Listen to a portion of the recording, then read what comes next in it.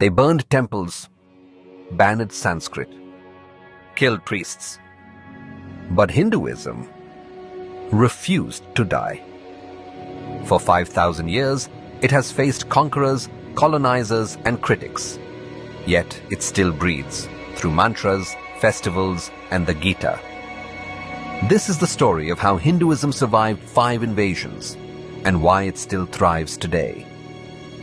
6th century BCE, the Persian Achaemenids conquered the northwest of ancient India, now modern-day Pakistan.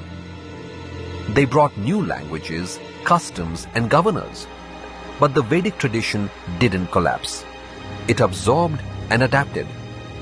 Yajnas continued. Sanskrit thrived. Dharma remained unshaken. This was the first test. Could Hinduism survive without borders? The answer, yes. Alexander the Great crossed the Indus. His armies met fierce resistance and deep thinkers. Greek philosophers were stunned by Indian sages, the gymnosophists. They didn't destroy temples, they debated ideas. And when the Greeks left, Indian thought influenced them more than they influenced India.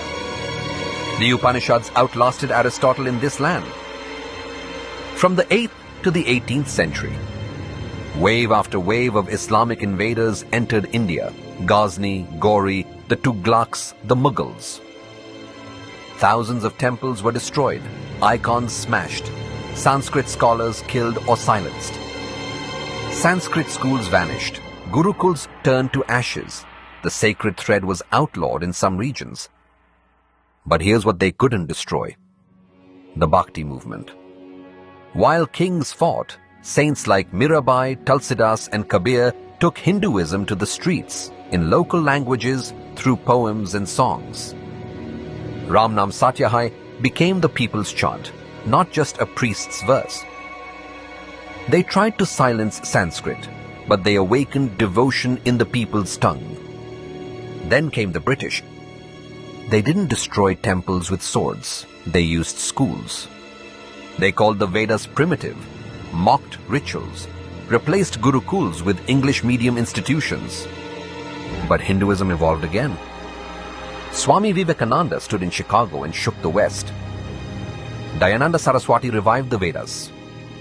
Sri Aurobindo fused spiritual power with national awakening. They tried to rewrite our past, but India rewrote its future. Even after independence, Hinduism faced a silent invasion, modern mockery. Temples were called superstition, Sanskrit dismissed as dead, Dharma ridiculed in elite circles. But what happened?